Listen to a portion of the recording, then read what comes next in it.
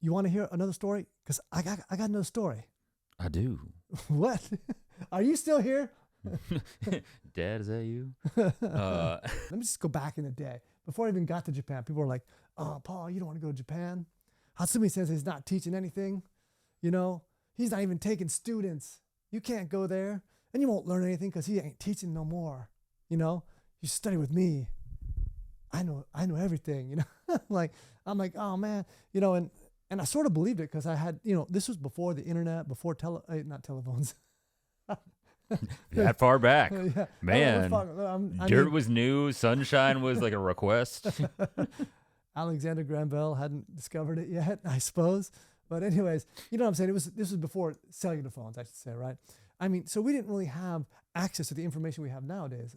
It's kind of unbelievable. But so whatever somebody told you, I didn't really have any way to check it. Oh, can I go to Japan? I guess not. This guy's telling me I can't. So I'm like, oh man, I really wanted to go and meet Hatsumi Sensei, right? At any rate, they're saying, you know, they won't teach you anything, right? And then I went, and then I thought to myself, what the hell were they saying? What the goddamn hell? You're just like, nah, we ball. Let's go. I was like, man, this man is teaching everything. He's on fire. He literally teaching everything. I'm like, man, maybe your eyes aren't working. Maybe you have, you know, in Japan we say you have fushiana. Your eyes are fushiana, man. You know what fushiana means? No. You don't know? Okay, fushiana means like, fushiana is like a knot in the wood. You know, knot in the wood, right? And it means like your eyes are like knots of wood and they can't see shit. I know mikuso. That's what I was thinking. What? You know what? Mikuso? Like like eye boogers? No. This is your eyes are fushiana, man. You can't see nothing, man. You're blind, right? And so I was like thinking that, like, these guys they couldn't see anything, man. This is treasure. This is amazing, right? And, you know, even when, you know, I was still there, I was here I'm 30 years in Japan now, right? So Sensei was going into his Muto Dori years, right? Using time and space and distancing. And people were still telling me, oh man, you still going to Sensei's class? He's not teaching anything. You know, he's just doing old man stuff and tricking you all. And I'm like, man, this man is teaching like such subtle stuff. And the stuff I'm working on now, and it works. I mean, like how to lead your opponent, how to not give him feedback, mutadori, right? And I got a great story about that. So, I mean, I'm like, what are you guys talking about? This man was teaching until the very last day in the dojo, and he's still teaching, right? I mean, when I go see him, or he comes by my dojo to say hello, he's still teaching me. He's still teaching me, right? Not only when he's physically there, or maybe when I have lunch with him, but like I still hear him, right? He's still teaching me, and I just find it, you know, kind of sad that people couldn't see it, that they had fushiana, you know? Yeah, I was like, who are these people that are like, oh, he's teaching nothing? I was like, I can't, I'm not, did you not go to his class? I'm not dropping any names, brother. But anyways, so it's a funny story, right? And the sensei was very, very clever because during Muto Dori years, I don't know if people realize it, it was absolutely tremendous. And, you know, he would discuss Muto Dori as using timing and space and distance to control the opponent, and using kukan, again, a space to wrap him up and to move him and stuff. And I know that sounds bizarre, but it really was amazing. And I remember one night he was writing these characters. You know, he often wrote characters for us, right? Oh, yeah. Dojo, right? And so he's whipping out a bunch of mutodoris, right? You know, mutadori. And he's writing it like this. Maybe I can write that for you guys. Here it is. So he's writing it something like this. Let me get over here and you can see my pen. Now, when you write mutadori, right, you've got the mu. Get this microphone up close to my mouth. You've got the mu. I can't even see. I put my glasses on here. So he's got mu like this. You know, you put the mu there, and then you put mu like that. Boom, boom, boom, like this. Bam, 1, 2, 3, something like that. Mu, that's mu. Many ways to write it. That's mu. To is, of course, katana or blade, and tora is this type of thing, right? Boom, boom, boom, boom, right? So mutadori, right? And, you know, we often translate that as, you know, using, you know, being unarmed against a sword, right? Because if you look at it, it's you know, this could be like no sword and to trap and to manipulate or something like this, right? So he's whipping these out, right? And he's giving everybody, and he must have you know, given out somewhere up to like 50, 60 of these mutadoris, right? And then last guy comes up, And I'm thinking, okay, it's going to be another Muto Dori, right? And he goes like this. He writes the mu, same mu, right? So he's writing mu, right? Boom, boom, boom, boom, boom, right? Writes a mu.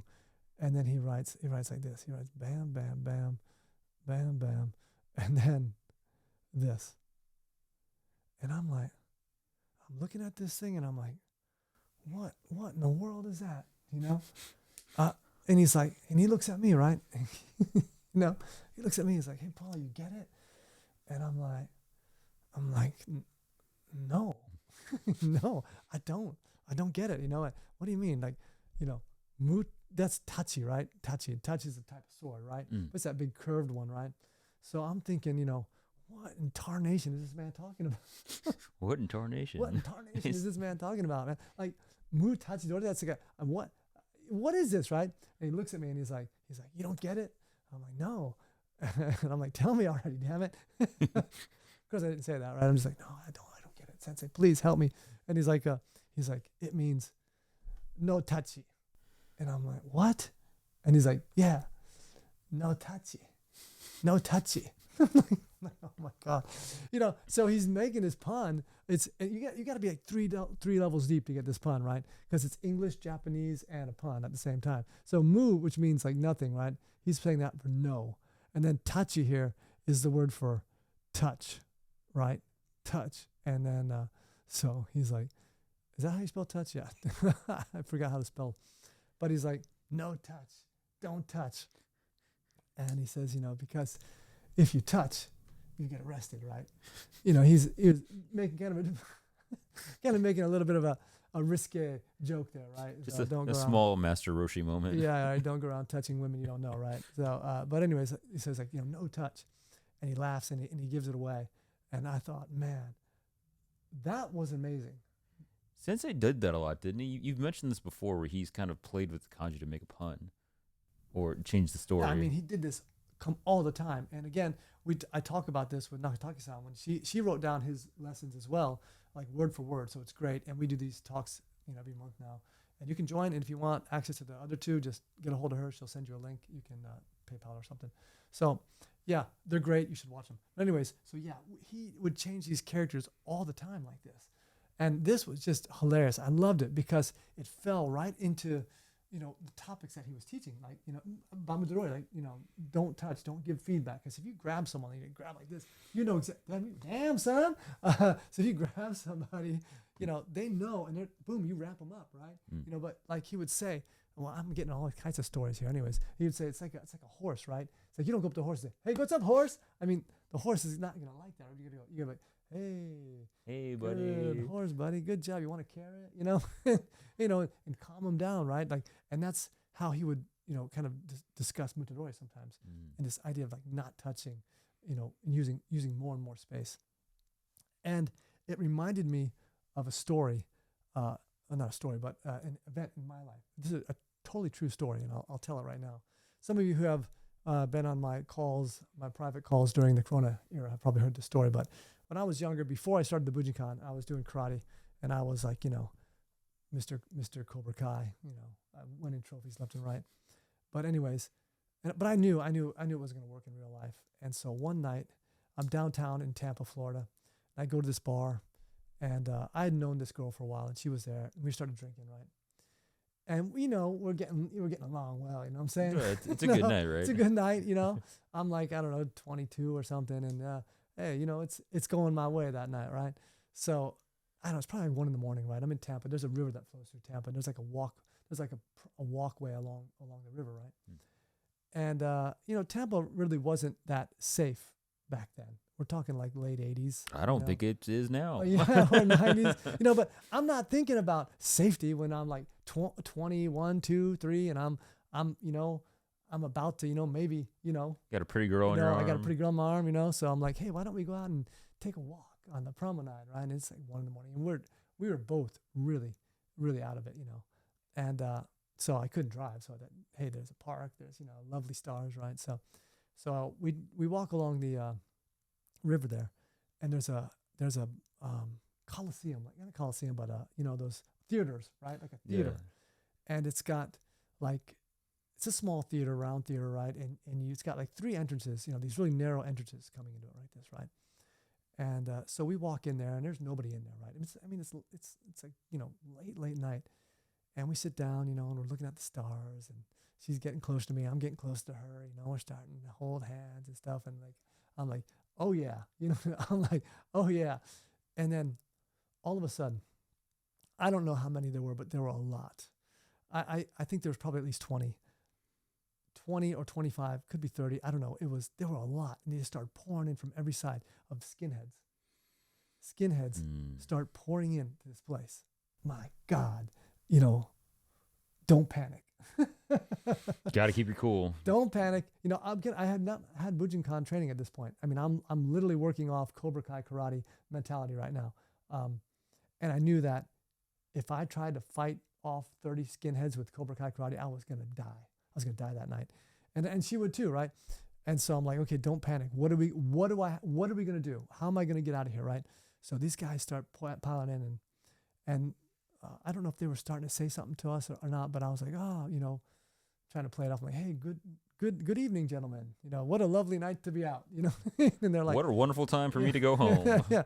I mean, I thought though, if I got up right then, they would have jumped on you, like when you turn your back in a line, right? So I thought, okay, I've got to find, this all flashed into a drunk 23-year-old's mind, right?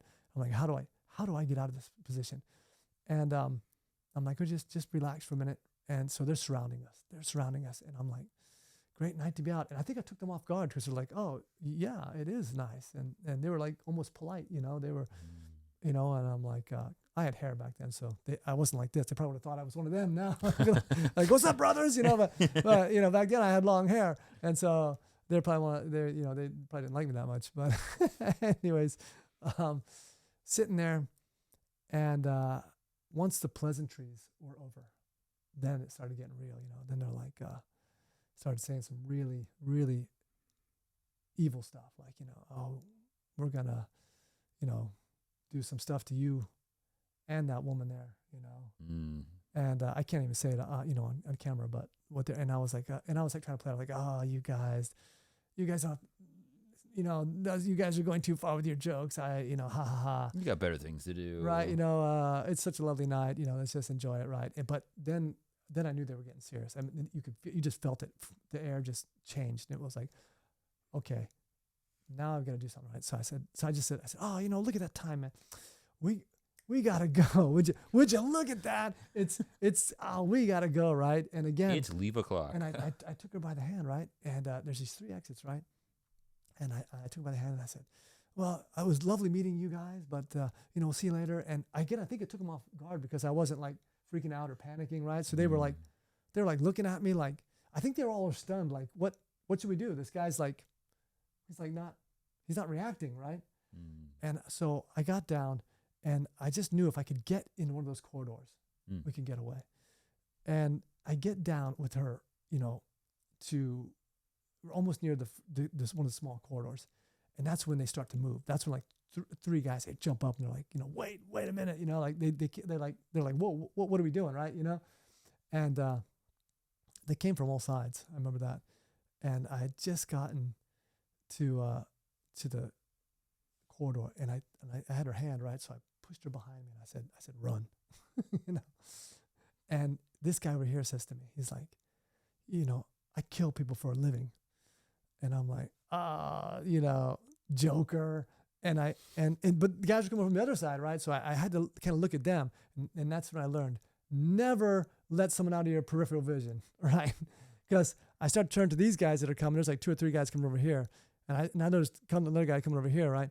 And I'm like, oh, you joking? Right as I turn, I can see out of my peripheral vision, incoming fist, right? Thank God it was a fist and not a knife, right? Jeez. Incoming fist.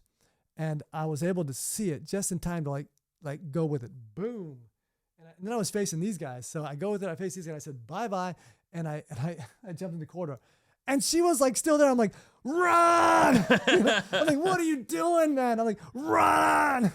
She's running. I'm like kind of like still standing at the front of the thing going, hey, And they're like trying to get in. And thank God they can't get in that well, because they're like discombobulated because he missed his punch, right? And the other guys kind of, they're like, what do we do now, And so she starts running. I ran down to the end of the tunnel, and I stayed there. And I can see them. They're still trying to get in the tunnel. There's so many of them trying to get in that tunnel to get us. It's like, it was hilarious. I wasn't hilarious. I was petrified. I wasn't petrified. I was like, damn, I might die tonight, really, you know. But that didn't really run through my mind. I was just like, I wanted her to get away. And I'm like, run, you know. And I see her running. Her shoes are flying off, right? And so I'm standing there at the entrance, just trying to gain some time so you can get away. And so I back up from the entrance, right? So I'm about 5 feet away from the entrance, maybe, where they're gonna come around, and they start coming. They finally get their shit together, right? And they start running down the hall like that corridor, like full speed. And I'm like sitting there, like I didn't know, but Hiraichi Manji, I didn't know. I'm just trying to give him a big target, right? I'm like, you're like, look at I'm me. here, you know. And they run out, man. And I swear to God, it was Muto Dori. It was Muto Dori. I just twisted and basically I did that. I said, oh, there you go, sir, over that way.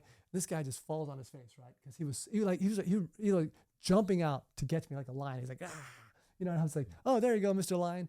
And he tumbles down, right? And then the other two come running out, and one runs right into this guy. And the other guy, I did the same thing too. I brush him off, and they're all on the ground now. I did nothing. I just got out of the way and like tapped him on the shoulder, and they're all on the ground, and they're all pissed off now. Now they're super pissed off, and they're getting up. And they're like, oh, now we're really gonna kill you. And I was like, oh my Lord, here we go. And I'm like, karate ain't working, but I wasn't thinking anything really. There was nothing going through my mind. I was just like, oh shit, you know, whatever. And so again, same thing happens, right? Now there's more even coming out, right? So it's like they're all like a massive crowd, right? And I did the same thing like twice in a row. Guy comes at me, I get out of the way, boom, he hits his buddy. They fall over. Another guy comes, he falls over those two. Another guy comes, I get out of the way, he like stumbles off, right? I did it one more time. I think another guy came at me, and then two guys went boom, boom, out of the way. And I looked back, she was far enough away, and I said, see you later. And I ran so fast. I mean, I ran like, I don't know, the fastest I've probably ever ran in my life, man. I mean, I would probably beat Usain Bolt that night, man. Everyone finds the proper motivation. I mean, like, you find the speed you never knew you had. You know, and the wild thing about that, man, I got away, right? Because there was a cop car. That cop car came. You get out of the little Coliseum. You have to run across this park to the main road there, right? So I mean, they could have caught me somewhere during that park, but I guess I was fast enough and had enough adrenaline that they weren't catching me, right? I mean, I was gone like a jackrabbit, and she was already towards the road, anyways. And it's a cop car there. Maybe that's why they didn't keep following me, right? I run up to this cop car. I'm like, man, you got to help me. I was like, you know, I was down there, and these skinheads, they were gonna do these awful things. They were threatening to kill me. They tried to attack me. They were, you know, and he was just like, oh, okay. I'm like, no, man, you got. I'm doing an adrenaline dump right here at the side of this cop car. I'm like, no, you don't understand, man. These guys tried to kill me, and they were gonna do these things to these women down there. You gotta go. There's other people down there. There's walking people. You gotta go right now. And he's like, okay, yeah. And I'm like, no, seriously. He's like, yeah, man. And he's like, I'll check it out. And I was like, what in tarnation? I was so pissed off. Yeah, because you're just like, hey, like, I almost did make it, and you're just like, yeah, that's fine. What? Yeah, I mean, I don't know. Now I'm thinking, well, maybe it was a dirty cop or something, you know? I mean, maybe it was just an area they knew was dangerous enough, like they knew not to go in alone. Maybe. Well, that could be the case. Because they're like, we won't make it, but you made it. But I made it out. But man, just by the, you know, skin on my teeth is what they say in English, or the hair on my chinny chin chin. I'll tell you what. But what I'm trying to get to is that I did exactly what Sensei was later teaching us in his later years. Is that I didn't engage because, you know, I knew that had I engaged there, like tried to do karate chops and kicks and punches, that I would literally have died. They would have just jumped on me, and, you know, yeah, it would have been over. Right? Yeah, and you like kind of took the fight out of the air by being so casual about kind of a scary situation. Yeah, I mean, that was just, that was just, I don't know, just, I think, you know, I always tell people, you know, you have the ability to survive. It's all in your DNA. It's within you. Your ancestors survived. Like you are the proof that your ancestors of your ancestors' survival lineages right now. And now you may not make it, but you're the proof that they made it all this way. So, so you have a great deal of intelligence in your body, in your DNA. And I think, the martial arts under a good teacher like Hatsumi Sensei allows you to let that natural intelligence, that natural ability to start to shine. Some of my other teachers weren't so much, but under Hatsumi Sensei, he really allows that to blossom. And I'll be forever grateful for that. And when I look back at this situation and I thought about it, one time I was like, some bitch. When he was teaching, I was like, that's what saved my life that night was Muto Dori. Just that instinct. Instinct. So I still feel bad for the people who said, oh, he's not teaching anything. That Muto Dori is just bullshit. And I'm like, you guys got Fushiana. They may not know what that even means. I know. If they thought Sensei wasn't teaching. So if you like the video, man, give it a thumbs up. It helps the algorithm god to bless us. Leave a comment. Have you had something like this happen to you? Did the Bujinkan save your life at some point in time? Or did it save your life before you even knew that this teaching existed in the Bujinkan? Or if you've just been to Tampa, Florida. If you've just been to Tampa, Florida, in that Coliseum, send me a picture. Be very nostalgic. And if you'd like to support the channel, there will be links to a PayPal in the show notes below. Appreciate you. See you next time. Peace. Now look at that. We found it. This is amazing after all these years to see this. Now it has changed quite a bit, to be honest with you. This area here was like a park. Like there's a lot of these concrete squares here, right? That wasn't there. And this pathway wasn't there. And this concrete slab wasn't there. This was all of it was grass with trees. We're out here, kind of walking along the river here when I see this thing. So we go back up and around and we come in here and there's nobody in here, right? So we come up and we're sitting right about here, right? Two of us getting nice and friendly, getting cozy. We're probably a little closer together. And we're sitting there having a good time when all of a sudden, oh boy, here they come. I told you there were like 3 entrances, right? I don't think you could get in here. I'm not sure, but I know you can come in here, right? So boom, here they come. Big crowd. Here they come. Big crowd. And here they come. A few are coming in from here, right? And they come up here and they start sitting down here. There's a little bit up here. There's like a few and then a few like this. Something like that, right? And then these guys come up and they literally surround us. I don't know if they knew we were in there or what. I don't know. But they are surrounding us. And then a few taper off like this and a couple over here, right? We're surrounded. We're completely surrounded, right? But I didn't want to show fear. I just had this idea. I had this sensation like I learned from my friends in South Africa, of course, many years later, just like I learned Muto Dori many years later. But at that moment, I just felt if I were to show fear, that they would just pounce. So I showed a relaxed face to them. I said, "Oh, good evening, gentlemen." I literally called them gentlemen. I said, "Good evening, gentlemen. How are you?" I wasn't joking. I literally called them, "Good evening, gentlemen. How are you? It's a great night, isn't it? Lovely, lovely evening." It's the things I literally was saying this, and it took them off guard, right? And they were like, "Yeah." And some of them actually responded like, "Yeah, it's a nice night. Yeah, it's good weather." They weren't happy that I was talking to them, but they responded. But that's where the pleasantries ended, and they started getting a little rowdy. Like they're like, "Yeah, it's a good night for this or that." And I was like, "Oh, you guys, you're making jokes." And then that's when the air turned cold, and they got serious. Like, it's gonna be even better night after we, do some things to that girl there, and kill you basically. And that was a bit concerning, to say the least. So that's when I said to them, I said, "Well, gentlemen, I think it's time that we go home. Look at that. Time flies. It's 2 a.m. Boy, how time flies. I guess we were getting home." So I had to literally walk by a couple guys. So I took her hand and I walked by a couple guys here, and I was looking at them. And I think when you look at them in the eye, just like any other predator, if you look at predator in the eye and you acknowledge them, I think it makes them stop and think or take pause. Now, I didn't know this. No one ever taught me this. It was just some sort of, I don't know, inspiration, idea. I don't know what to call it, divine protection, whatever. So I walk by a couple guys, been right by them, and I've got my hand on her, and I grab her, and I'm taking her down. She's behind me, and we're getting to about here when all of a sudden they're like, "Wait, hey, hey, hey, hey!" And in comes this guy, man, boom, like a flash. He comes running down here, right? And then a couple guys start coming over here. There's two of them that mainly make it down right when I'm about here, right? So I'm getting over here, and I'm approaching this guy, trying to get into that hallway, right?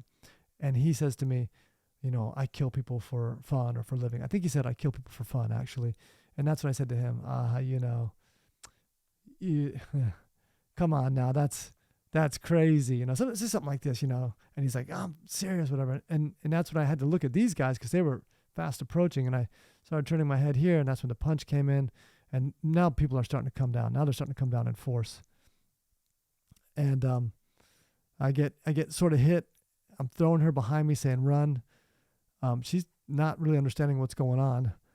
So I say, as I'm getting hit and spinning to see these guys here, I say, "Oh, hi fellas," or "Hey," and kind of like, "Hey, how are you doing?" And kind of also like, I'm ready for an attack, sort of, I don't know, just giving them a little bit sort of pause about, and it worked because I was able to spin around and get in here and tell her run. And then and then I had to like actually scream, run. And then she started, hauling ass out of there. And they were still trying to get in. So I waited for a moment there while they were, trying to bait them on, and they were really angry at that point. And then that's when I came down here and I made my last stand. This is where I was like, okay, I got to make my last stand, wait till she gets out of there. And so she went off running here, and I literally, her shoes are flying off, and she's dropping, whatever. She dropped like maybe her purse here. We got it back eventually, but after we talked to that lame cop, we went back and searched for it. So, and this is where all the mutadori came. This is where I stood here and hit Ichimonji, and they came out like rhinoceroses, and it happened like 3 or 4 times. Guy comes out, tap him on the shoulder, he falls over. 2 more guys come out, they hit him, he hits him. Some more guys come out, they hit some more, they fall over. These guys are starting to come out now. And I'm like, oh boy, I hope she's far enough, And mainly they were coming out from here and here now. And so I just did maybe 3 or 4 iterations of the Mutodori, just tapping on the shoulder and having them fall over, stumble away, hit each other, right? And when I saw she was, about that far away, I was like, all right, fellas, see. And I just made a beeline, the shortest distance so I could get to the street where there were street lights and cars passing by. I don't know why she ran off that way. Panic, I suppose, but I went for the beeline straight to that road. And right when I come up to this road, I kid you not, here comes the cop car, boom. And he stops. He's like, hey, what's up? And I mean, I think I flagged him down, actually. Here up comes the cop car. Perfect timing, right? I'm flagging him down. He stops. And he actually does absolutely nothing, doesn't respond to like my pleas, because there were a few other people, walking around here around 1:00, and I thought, oh my God, they're gonna be dead, right? Or they're gonna get attacked, and he just didn't care. It seemed like. So it was still very fresh in my mind, and after I saw this picture, it all came back to me. And I said in the earlier video that at one moment I said I was petrified, and I said no, I wasn't, because I wasn't petrified. I wasn't scared. I wasn't nervous. In fact, there was like nothing going through my mind except I have to get out of here and I have to get her to safety. Other than that, there wasn't anything going through my head. And especially when this was going down, there was nothing going through my head then. I knew I had to stay away from them, and I knew I shouldn't try to fight any of them because I couldn't risk getting tangled up with any one of them, because there was too many, and they would have just, been all over me like a swarm of wasps. I would have been dead. I believe severely injured, at the least. So I just knew I couldn't risk, getting trapped even for a moment, because they were swarming. And so that's how Mutadori happened. And when I think about these early days, when I was doing karate, or aikido, and some other things, these days, I mean, sure, I was young. That might contribute to me getting into trouble or finding myself in these situations. But even so, after I started Bujinkan, not once did I find myself in a situation like this. Something to think about. No touch. No touch. Touch. Japanese, no touch. No touch.